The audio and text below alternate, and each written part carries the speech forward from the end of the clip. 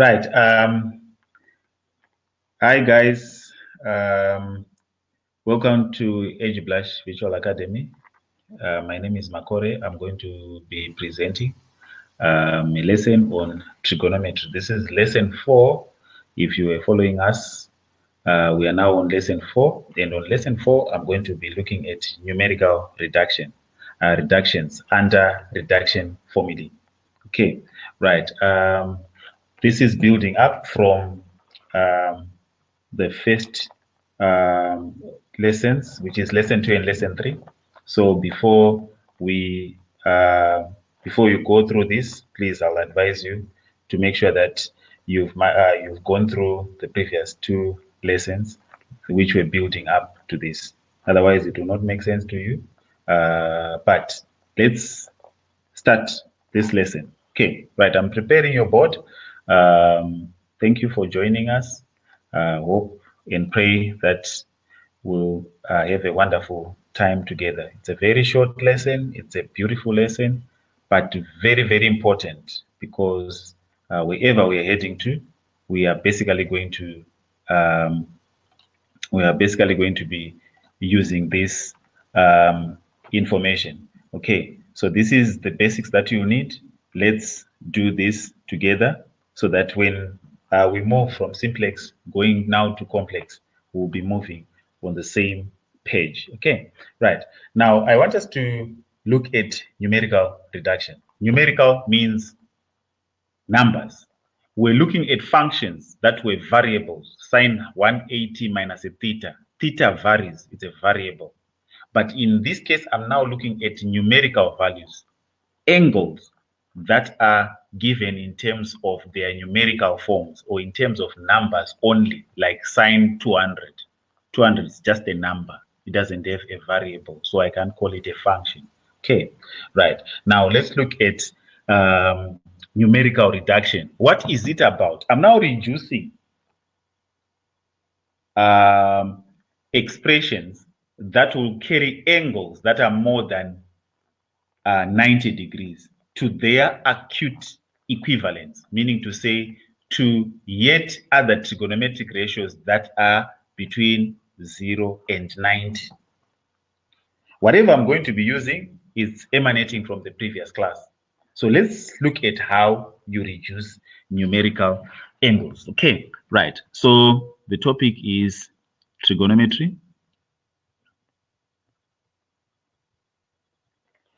Right. We are looking at numerical reduction.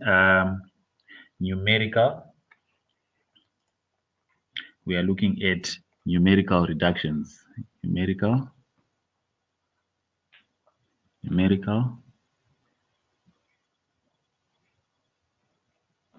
reductions. Right. Today, I'm going to specifically focus on numerical deductions of what? Positive. Numerical reduction of positive angles. Okay. Numerical reduction of positive angles.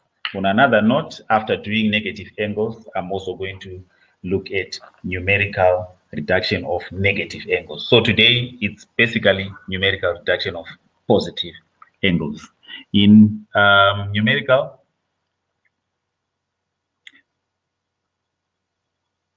in this section, 1 will apply reduction. In this section, 1 will apply reduction formulae. We are going to apply reduction formulae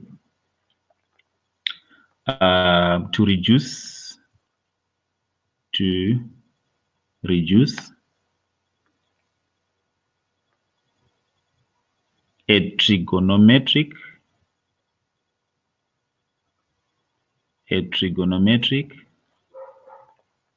ratio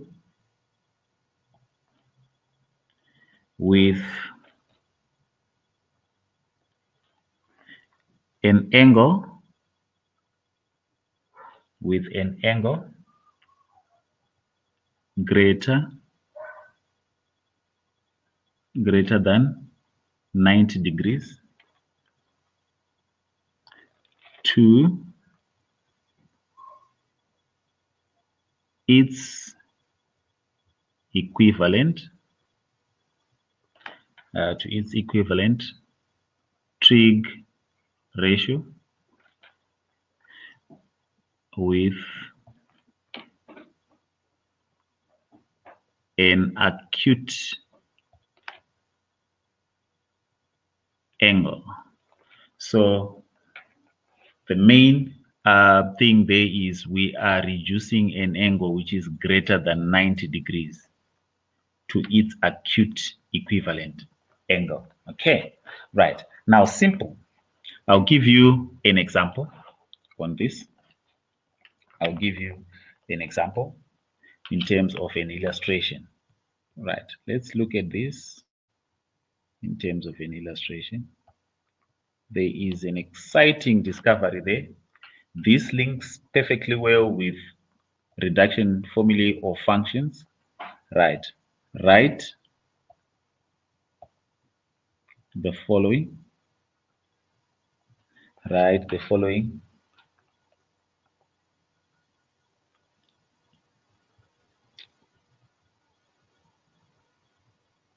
trigonometric expressions in terms of their acute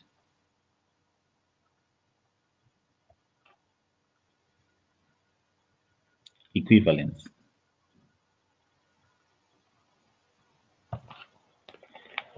Okay, now I'm going to look at sine 150.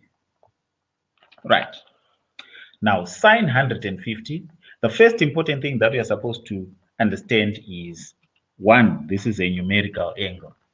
Okay, and I'm supposed to reduce this to its acute equivalence. Okay, now how do I do that? Whenever you're dealing with numerical expressions, always start by locating the quadrant where that angle is and break it down in terms of a function that is deduced from the x-axis. I always advise learners to do that. You can break this down in terms of a function that is coming from the y-axis. It's correct. You get perfectly correct answers. But for starters, always know that to maintain simplicity and you don't confuse things, break down numerical angles in terms of functions that are coming from the x-axis. Okay, now, first thing is, look at angle 150. 150 is in the second quadrant because it's between 90 and 180.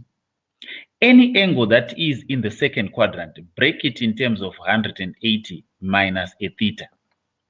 Any angle which is in the third quadrant, break it down as 180 plus a theta. In the fourth quadrant, likewise, 360 minus a theta. Okay, now look at how I'm going to do this. This is sine 150 and it's in the second quadrant. So I'm going to write it as sine, open a bracket. This is an angle in the second quadrant. So I'm going to write it as 180 minus, which is from that. Minus what? A theta. Theta is an acute angle. So I'm going to say 180 minus theta. Now, what should I subtract from 180 to get 150? That's the question that you should ask yourself. What angle should I subtract from 180 to get my answer is 150? Obviously, that angle is what? 30 degrees. If you don't know and you can't get that outrightly, just say 180 minus 150, you get the 30. Now, if I subtract 180 minus the 30, I'll get 150. So this and that, they mean the same thing. They are equal. So this is going to be equal. Now look at this. I'm simplifying. How do I simplify? I'm going to look at this function. Now, if you look at this, this is 180 minus a theta, but my theta is 30 degrees. Now, which quadrant is this? This is the second quadrant. And in the second quadrant, I know that sine is positive. But where is this function coming from? It is coming from the x-axis. So this remains positive sine 30, where 30 is now your theta. It's like you are reducing. Look at that illustration. I've got sine 180 minus a theta. If I am to simplify this, I'm saying this is in the second quadrant. What is sine in the second quadrant? It is positive. Okay, if it's positive, where is the function coming from? From the x-axis, so it becomes positive sine theta. So in this case, your theta was 30 degrees. So when I reduced, I just say 180 minus theta, but theta is 30 degrees. So it simplifies to positive sine theta. Good. Right. Let's look at a quick example. Now let's apply that. Example number 2. Right. Allow me to split your board there. Allow me to split your board. There you go. Okay. Now look at this. Write the following. Write the following ratios in terms of their acute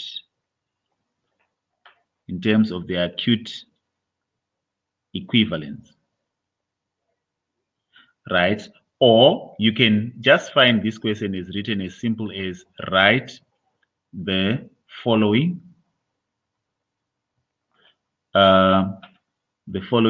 ratios in terms of an acute angle, in terms of an acute angle. Okay, right. Now, this is my second example. Looking at your first example, very simple. If you look at the first example, we had sine 150. We said it's in the just a quick rundown of that. Sine 150, which is in the second quadrant. When you reduced it, we got it as what? Sine 30. Now look at this grade 11. Go to your calculator, press sine 150. Your answer is going to be what? A half. Do it and see. Now the second one, sine 30. Press it. You also get your answer as what? Sine 30 is equal to what? A half. So sine 150 is the same as sine 30. Okay, because they are both giving you half. That is what we mean when we are saying acute equivalence. Meaning to say sine 30 is the acute equivalence of sine 150. Meaning to say equivalence means the same, equal. Equivalence from the word equal. So sine 150 is equal to sine 30.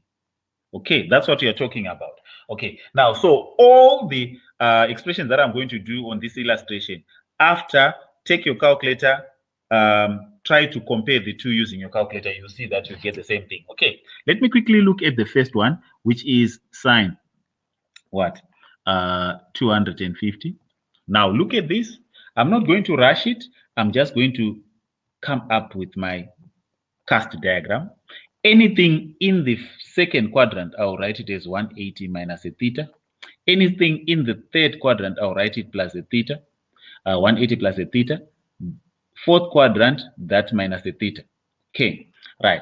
Now look at this.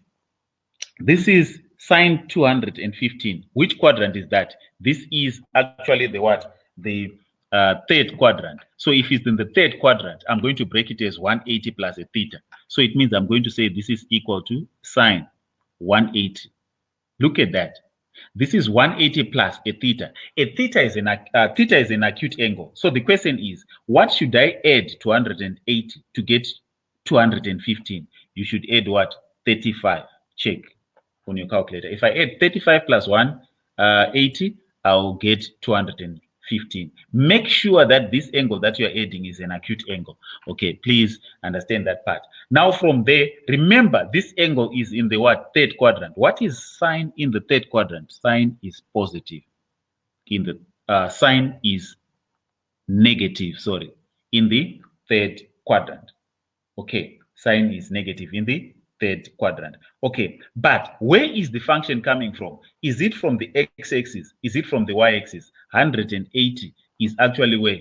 In the is coming from the x-axis. So this becomes negative sine 35 degrees. There you go. Okay, let's look at B. Come to my B. The next one, this is basically tan 180. Okay, tan 180, I'm trying to simplify this. First, start with the angle. Locate the angle where it is on your what? On your diagram. 120 is in the second quadrant because it's between 90 and 180. So it means I'll simply come and say this is tan 180 minus. What should I subtract from 180 to get 120? What should I subtract from 180 to get 120? You subtract 60 degrees. Okay, right. So 60 degrees is your theta. When you're simplifying this, this is in the second quadrant and tan is negative in the second quadrant. That would be negative tan 60. Leave it like that. That is the simplified version. As simple as that. Okay, now you can be given something like cos 320. Look at that, cos 320. Now, if I am to reduce this, first locate the quadrant where the angle is. Which quadrant is this? 320. 320 is between 70 and 360. So it's in the fourth quadrant. So I'm going to break this down as cos 360 minus. What should I subtract to get 320? What should I subtract from 360 to get 320? Definitely I should take away 40, right? So it means this is the angle in the fourth quadrant. What is cos in the fourth quadrant? It's a positive. Where is this function coming from? This function is coming from the x-axis, so it remains positive, cos 40. You can leave it like that. Okay, right. Now look at the next one. Look at the next one. I'm given here cos squared 200. There's a squared now. Look at how I'm going to manage that. This is going to be open a bracket. This is cos 200 or squared. This is going to be equal to. Break it down now. This is going to be cos what? Break this angle 200. Which quadrant is that? 200 is between 180 and 270. So it's in the third quadrant. I'm going to write it as 180 plus. What should I add to 180 to get 200? I should add 20. Then you close the big square bracket and you square everything. Okay, now there you go. Open your bracket. I'm now simplifying this expression. Inside the bracket, the angle is in the third quadrant, and my cos is negative in the third quadrant. So it's negative cos 20. Close the bracket, square the answer. Right. What is negative cos 20 squared? This is basically cos squared 20. There you go. Right. That's simplified. Okay. Now let's look at the last example there. Let's look at this last example there. Say, for instance, you are given sine. That's sine 480. Now, 480 is more than a revolution. If you look at it, it's not in quadrant 1, 2, 3, and 4, but it's actually now in the fifth quadrant, meaning to say it's now in the second rotation. In the previous classes, I said, once you are now in the fifth quadrant, remember the fifth quadrant behaves like the first quadrant, the sixth like the second quadrant, the seventh like the third, on and on. Okay, so once an angle is more than a revolution like that, the easiest strategy is just take away a revolution or subtract 360 from 480 so that you take it back to the first rotation. So if I subtract that, I'll get sine 120. I want us to look at it this way. Grade 11, take your calculator, press sine sine 480. From your calculators, your answer is supposed to be what? Square root of 3 over 2. Now, look at sine 120. Calculate it from, also press it from your calculator. This also gives you what? Square root of 3 over 2. So it means sine 480 and sine 120, they are the same. The only difference is this 480 is in the fifth quadrant. Okay, in the second rotation. All right. Now let's look at how I'll proceed. After that, I can see that 120 is in the first rotation, so I can now break it down. 120 is where it's actually in the second quadrant. So I'm going to break this down to sine 180 minus a 60. If I subtract that 60 from 180, I'll get 120. Okay, now I'm reducing. Sine 180 minus 60. Which quadrant is that? It is the second quadrant. What is sine in the second quadrant? It's a positive. Positive what? Where is the function coming from? Is it from the y-axis or the x-axis? This is from the x-axis. 180 is from the x-axis. So this reduces to what?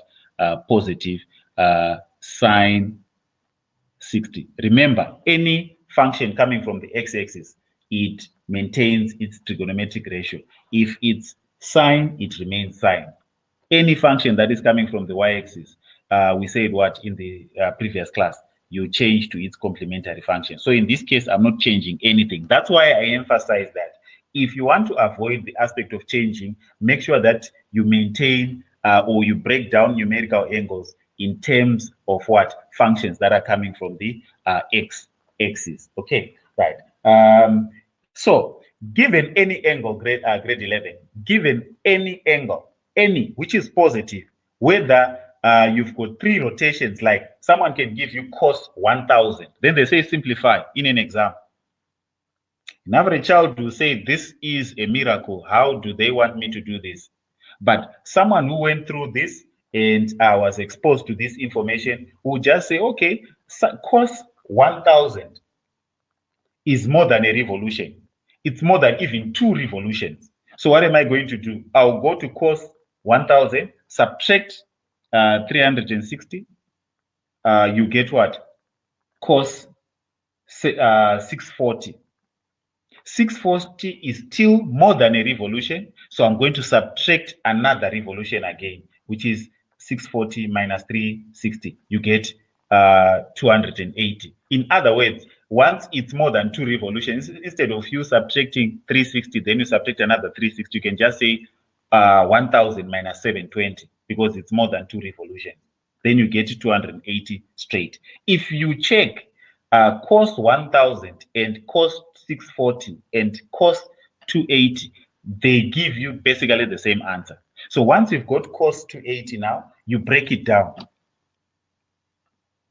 How am I going to break it down? Very simple, very simple. Where is cos? Okay, allow me to just quickly do that. Allow me to just quickly do it. Given, it's exciting. This is cos 1000. Oh, such a big number. Okay, now how do I simplify that? First, I'm saying subtract 2 revolutions because 1000 is more than 2 revolutions. If you want, you can do it step by step. Subtract 360, then subtract another 360. You will see what will happen. Right. So if I subtract 720 straight away, this will give me what? Cos 280.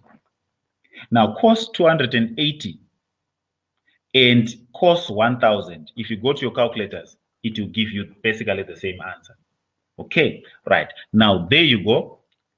So I'm going to look at 280. I'm now breaking it down. Quickly look at that. In the second quadrant, I'll break it down as 180 minus a theta. Third quadrant, 180 plus a theta. Fourth quadrant, 360 minus that. Okay, good. Which quadrant is 280? I do not know. 0 is there, 9 is there, 90 is there, 180 is there, 270 is there, then 360 is there. Which quadrant is this one?